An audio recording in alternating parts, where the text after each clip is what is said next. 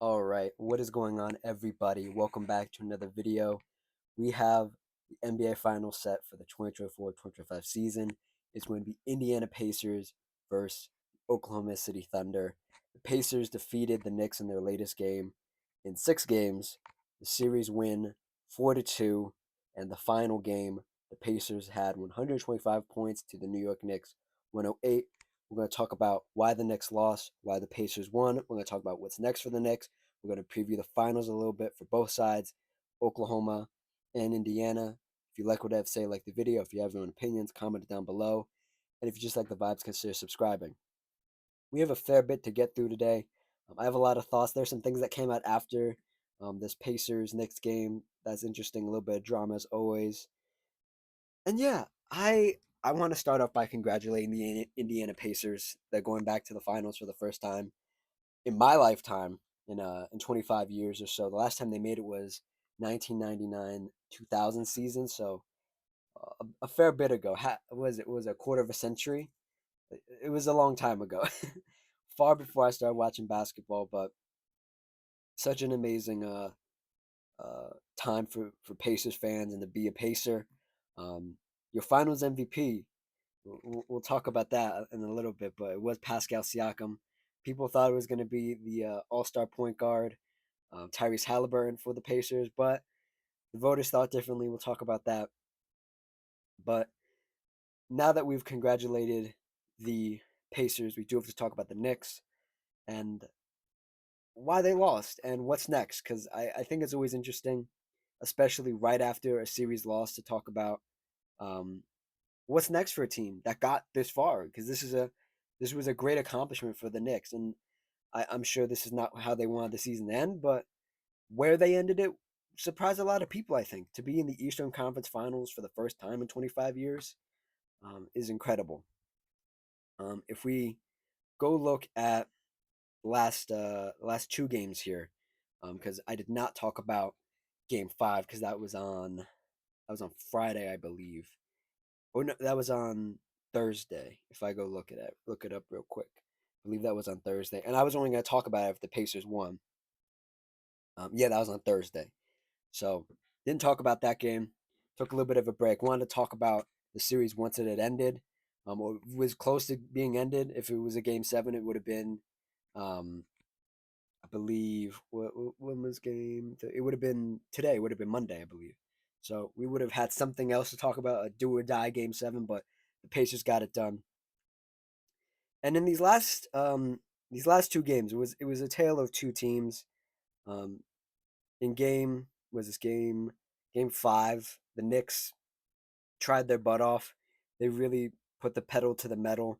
It was in Madison Square Garden. I don't think they won. I firmly believe they didn't want to go home um, at all and lose in New York. They wanted to at least push it to Indiana.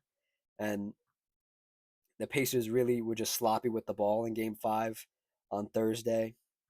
And they just lost the game because I think it was one of those games where you feel it out.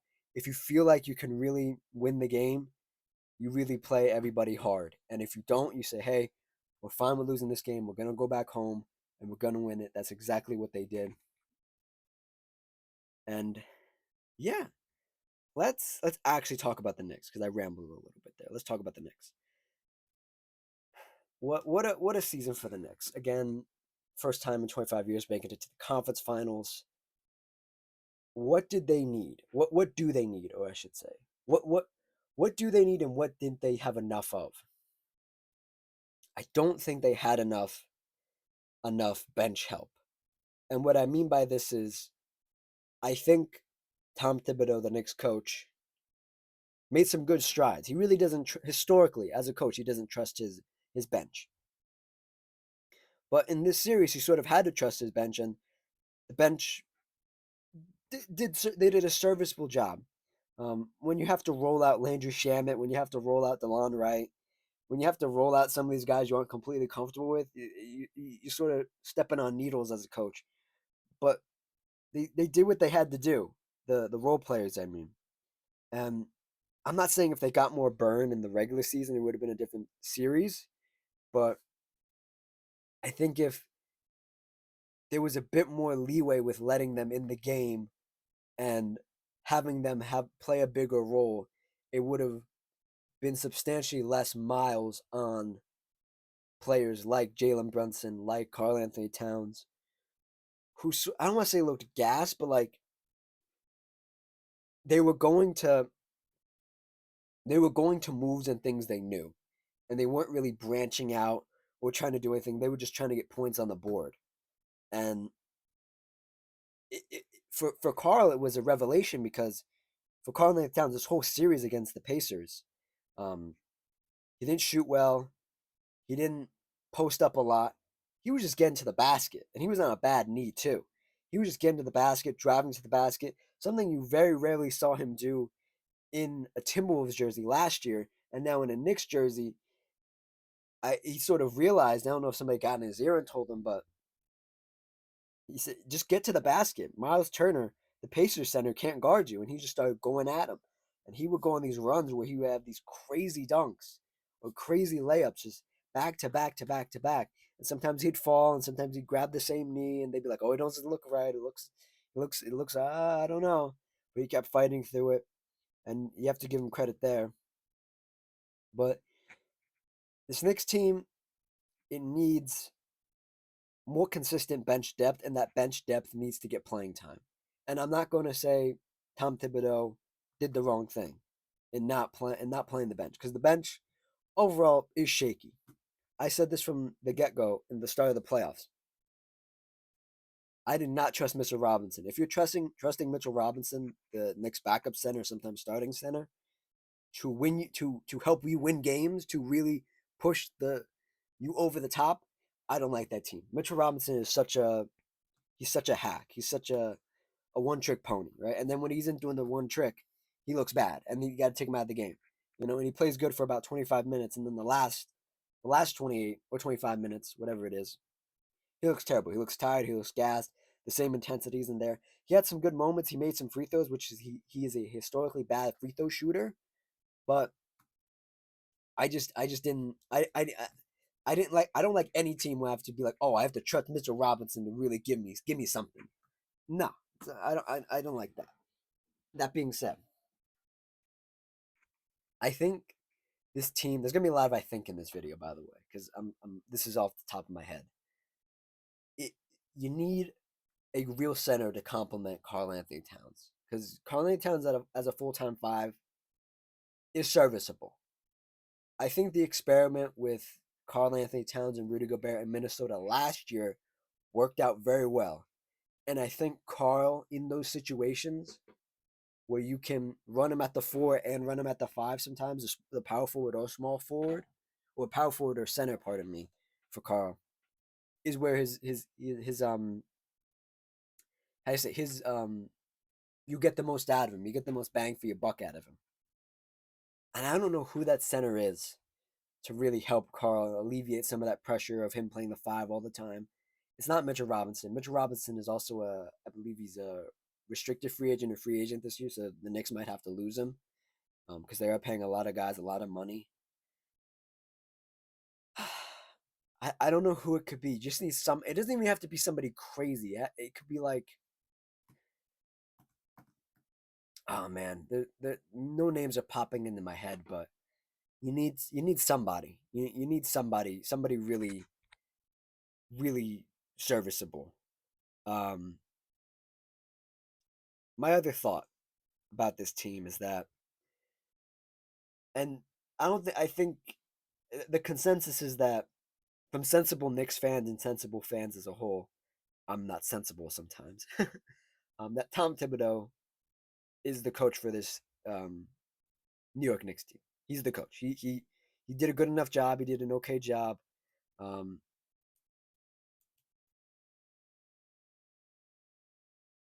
and he should stay the Knicks coach.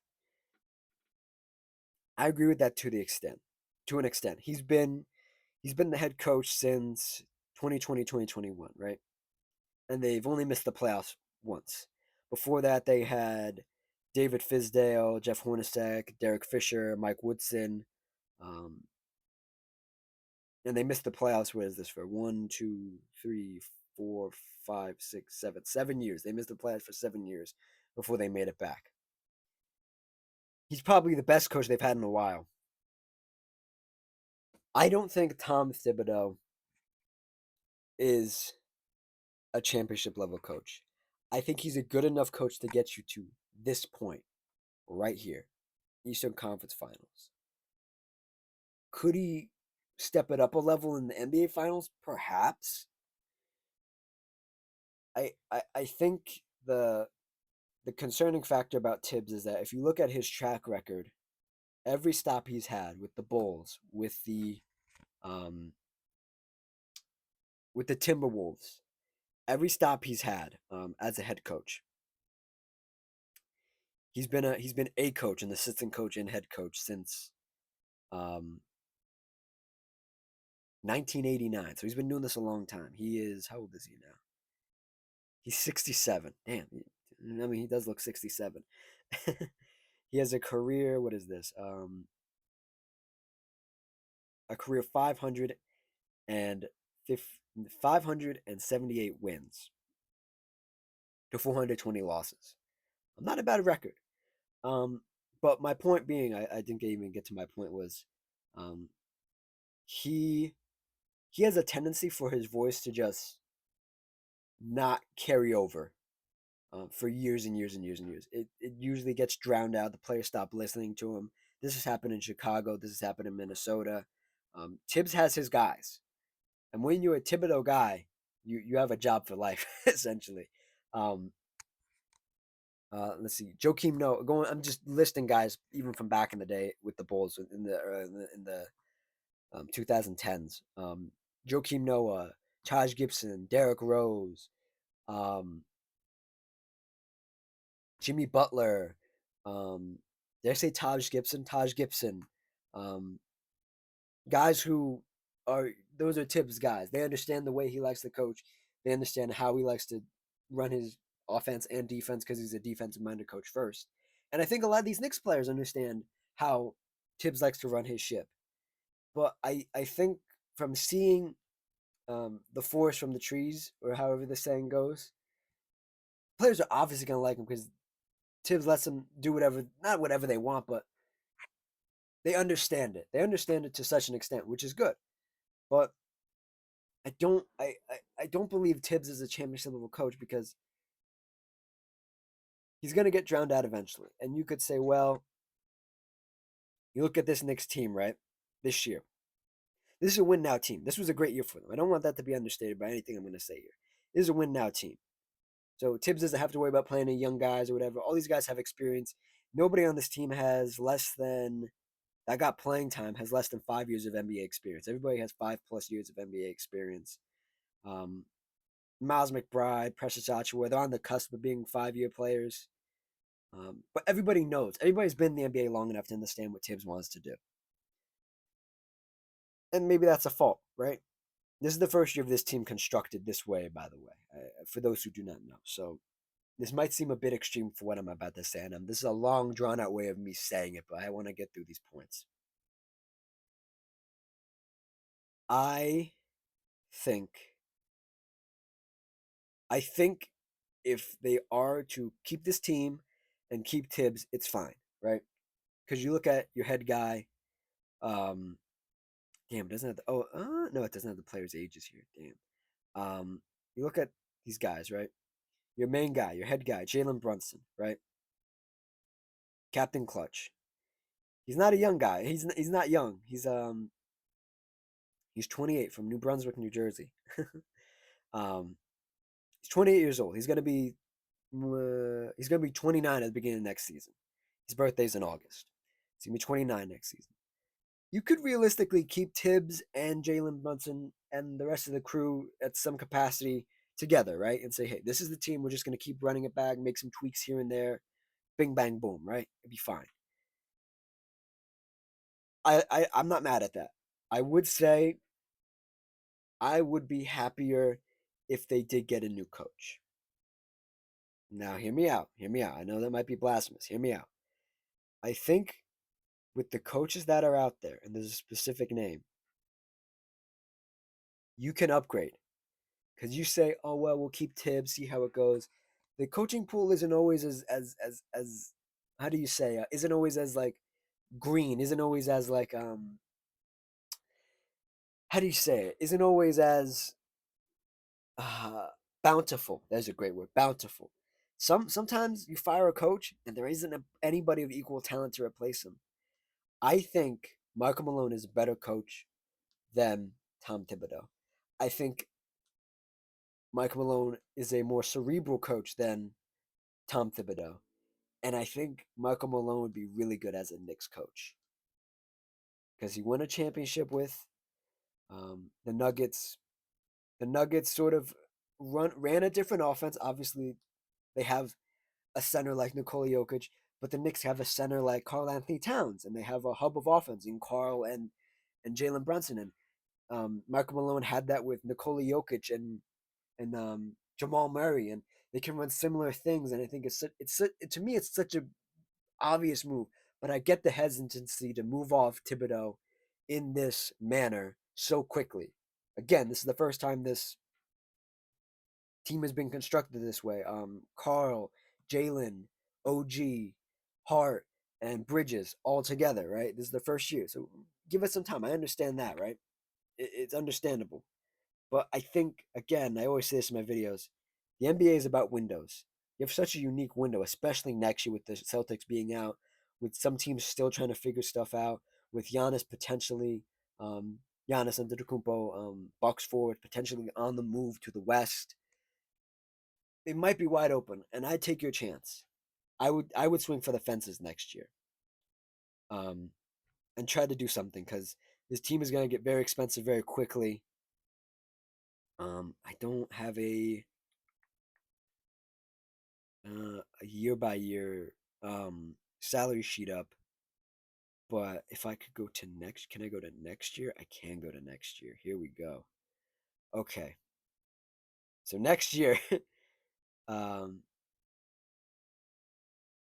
next year you're gonna have one, two, three, four, five people making close or over $20 million a year. Karl Towns is going to be making $53 million. OG Anunoby is going to be making 39, and Jalen Brunson is going to be making 34. Those are the highest paid guys. If you feel comfortable with that, hey, keep running it. But I think you need to swing for the fences and at least try something. Because I don't think this team is satisfied with um, just being in the conference finals. I think they want more. And I think this team can do more. If you change the coach, don't change the roster. If you change the roster, don't change the coach. Do one or the other. That would be my advice. Don't do one or the other. Don't do both. You do both, then you're just resetting it, and you might take a step back when you should be taking steps forward at this point. So that's my take on the New York Knicks. Now, that was a long spiel. That was a long spiel, longer than I thought it'd be. But let's talk about the Pacers a little bit. The Pacers have surprised everybody, and they surprised me. I picked against them every time except this conference finals. I thought they were just on a little run. It was going to be cool. And now they're in the NBA finals, man. And you look at this team, and this team is so interesting. It is so interesting. It's full of guys of second chance guys, full of guys who have bounced around a little bit. It's full of guys who were drafted to the Pacers, which is great. Building internally, building a culture, bringing in a coach like Rick Carlisle who brings in a culture, who is historically a really good coach and quite frankly sometimes an underrated coach is amazing. You bring in an NBA, the only NBA champ on this team is Pascal Siakam, and Pascal Siakam won the Larry Bird Eastern Conference Finals MVP in a I don't want to say a landslide, but in a surprising fashion. He only won by one vote. I can read out the votes here in a second. Hold it up, found it. I knew I took a picture of it. So let's see. Tyrese Halliburton, the other player up for Eastern Conference Finals MVP, got a vote from Let's see. One, two, three, four. Yep. Okay. And then Pascal got a vote. Let's see. One, two, three, four. Yeah, five. Yep. Pascal won by one vote. Um, do I think Pascal deserved this Finals MVP? Just a quick side tangent here. I was looking at it because in my spare time I do a little bit of sports betting here and there, and I was looking at it and I was quite interested in it because they Tyrese and Pascal's both had very important games at times for for this Pacers team in this series. Pascal obviously had that 30-point game. When was that? That was I can pull it up here. He had that 30-point game in 39, almost 40-point game in game. Was this game two? Yeah, game two. Yeah, in game two. And Tyrese had that 32-point triple double, no turnovers in game four, and then it was sort of up in the air for me who I was gonna pick and who I was gonna bet on. And I looked at it and I said, well, the Celtics were in this situation last year where they had a really good player in Jason Tatum, but Jaylen Brown sort of controversially, maybe not, stole it from him. And I was like, Pascal Siakam could do the same thing to Tyrese Halliburton, and Pascal did. And I put $25 down on Pascal Siakam to win Eastern Conference Finals MVP, and I won $650. So I only say that to say that I only say that to get to the point of I think Pascal deserved it. I think he had a great game this final game. He led the team in scoring. He led the whole he led the team in scoring with 31. If we go look at this game, this final game, why did it switch back? Here we go. He was the leading scorer for both teams. Um, Again, when you look at this Pacers team with Pascal being the only champion and a bunch of younger guys, I want to say it's a miracle, but it's a stroke. It's a stroke of genius that this team was put together this way. Obviously, I think I said this when the playoffs started, and whenever I talk about a championship team that either makes it to the finals or wins the finals completely, the NBA finals, the getting to the finals is about luck, it's about health, and it's about playing well, in that order, in that exact order. Um, because you could have one of those things, you could have two of those things, and you could get to the conference finals. You could have one of those things and make it to the semifinals. You could have none of those things and just get destroyed in the first round. To get to the NBA finals, you need to have all three of those things, or at least two in a big way. And this team full of guys like guys who you sort of like, you look sideways and you're like, is he really that guy? Like Obi Toppin, former New York Knick. You're like, okay, I guess. He was a throw-in a trade, I believe. He was thrown in. Look at TJ McConnell, who's bounced around. He's been on the he's been on the Sixers. He's had a couple other stops. Let's see, where has he been? Yeah, he's been on the Sixers and he's been on Indiana. Yeah, he hasn't bounced around that much. He's been on two teams. So you look at a guy like Miles Turner, who's the most tenured player on this Pacers team. He was drafted in. Let's see here. What year was this draft? He was drafted 9 years ago at the 11th pick in the 2015 draft. He's been through tons of trade rumors, tons of good and bad with this team, and he's made it. They stood pat with him as the franchise center. They picked him over of Domantas Sabonis, and Domantas Sabonis is on the Kings now, and he's sitting at home. You look at a guy like Thomas Bryant, who was huge in the final game, hit like 3 threes, and two of them were in a row. Um, Thomas Bryant has bounced around God knows how many teams at this point. But he's been huge. You look at a guy like Tony Bradley, who came in a couple games and played okay, and then he got that hip injury, but he played okay. I never thought I'd see Tony Bradley's name again. And then you look at Pascal, who was an NBA championship in 2019 with the Raptors, got traded to the Pacers, and everyone was like, "Oh, does he want to stay?" Because he could have. I think it was a 1 year rental, and people were like, "Oh, is he gonna stay?" it's Indiana. Who wants to play in Indiana? He decided to stay, and they're in this situation now. And I think the biggest feel good story of this is Tyrese Halliburton, who was a virtual nobody in the draft, who went to Iowa State. I can't even tell you what Iowa is on a map. Um, who went to Sacramento, got drafted to Sacramento, and got traded in like a year and a half. Who everybody thought, including myself, was like, this guy's okay, but he's not better than he shared a backcourt in Sacramento with De'Aaron Fox. I was it was De'Aaron Fox guy, still am. So I'm not gonna hop on the Tyrese bandwagon. I'm just saying what I feel about him now because he's ascended in such a way with this Pacers team. People are like, who the hell is Tyrese Halliburton? Who cares about Tyrese Halliburton? He gets traded to Indiana when Indiana was not good, and he's stepped up a level every year, and this year especially. Yeah, born in February. Um,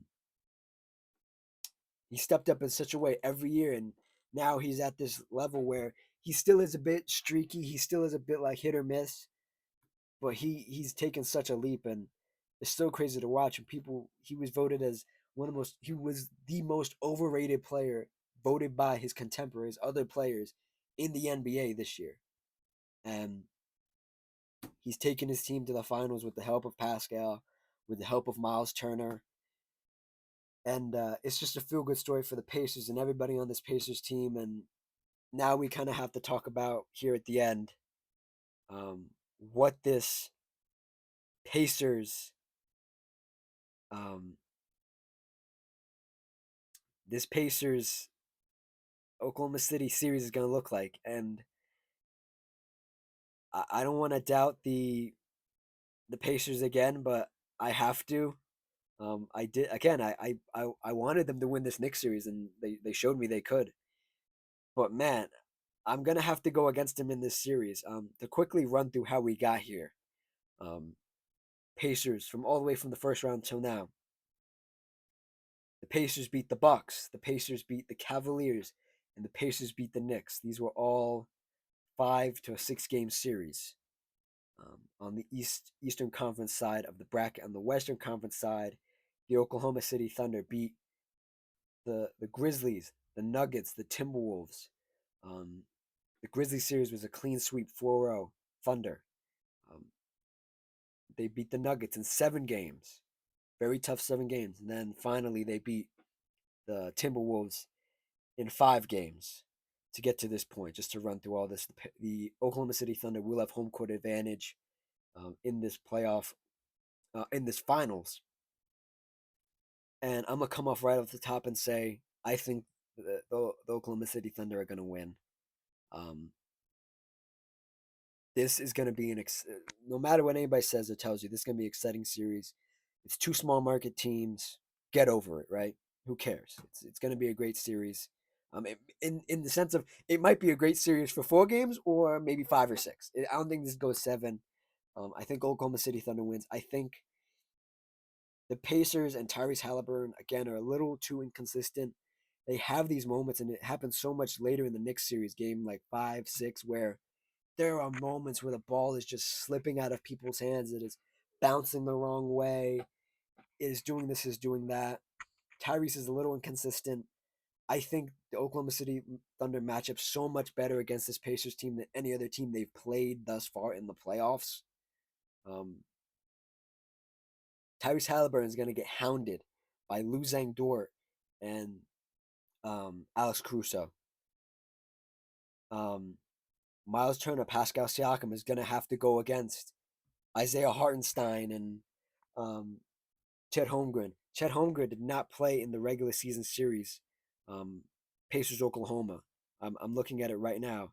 Um, they played when he was out with that foot injury. So the Pacers have never seen this Oklahoma team with Chet Holmgren, and Chet Holmgren is such a big factor for this Pacers team. And I just want to reiterate that I don't want to say the Pacers have had an easy time. I just went through their whole run here, but this Oklahoma City Thunder team is different, man. It is so different from any other of this, any other of these teams that the Pacers have played. The Bucks weren't 100%. And I'm not discounting what the Pacers have done. Let me make that very clear. Bucks win 100%. The Cavaliers didn't take them seriously. The Knicks really didn't like the style the Pacers played. The Pacers pushed all the right buttons on the Knicks to make them lose games. Oklahoma City isn't going to fall for that stuff. Oklahoma City's a hard-nosed team. Either they're going to win games by 20 or they're going to lose games by 20. Oklahoma City Thunder, I mean. I I think Shea is just is the best player in this series and is the MVP. Obviously, I don't think I don't want to say the Pacers don't have a shot in hell, but I don't think the Pacers match up well against this Oklahoma City Thunder team. I think during the game, within the course of the game, it's going to go back and forth, back and forth, back and forth. At other times, the Oklahoma City Thunder are going to come out and punch the Pacers in the mouth, and the Pacers aren't going to be able to recover. Pacers are, again, I've said this in a lot of videos, are a 48-minute team. The Oklahoma City Thunder are a 48-minute team too. So this is going to be a battle of 48-minute teams. It's going to be wire to wire or it's going to be a blowout. So if we just look at the regular season series, the Oklahoma City Thunder won both games. Oklahoma City won their first game against the Pacers 132 to 111 in the regular season series. That's a blowout. Let's see here. Shea Alexander had 33 points. Led both teams in scoring. And then Oklahoma City won again. When is this? This is December 26th, a couple days before Christmas. It was a closer game, but Oklahoma City won the game 120 to the Pacers 114. Shea Alexander had 45 points. So if that is any indication to how this series is going to go, overall in the finals, I think the Pacers are in a world of hurt. Um, any other thoughts I have, I'll give on Thursday when Game 1 starts. It'll be June 5th in Oklahoma. Um, and yeah, I think that's it. We got through everything. Um, there won't be a video Tuesday. There'll be a WNBA video Wednesday, or yeah, at some point. Let me not make any declarations. There will be a video at some point about the WNBA. The WNBA is having the Commissioner Cup starting, so we'll talk about that a little bit. And then obviously there's going to be full gas for the NBA Finals. There is going to be some weird breaking in between some of these videos, but we will get back to be talking about every game because I think every game is going to be so interesting, whether it's 4 games, whether it's 6 games, whether it's 5 games, whatever it may be. It's been a wild ride. I think this is my 130th video if I'm not mistaken, this one right here. So we've made 130 videos about the NBA, about the WNBA, and now we're in the NBA Finals. So it's been a wild ride. Thank you for watching. Thank you for listening. Like, comment, subscribe, all that good stuff. And I'll see you guys next time. Cheers.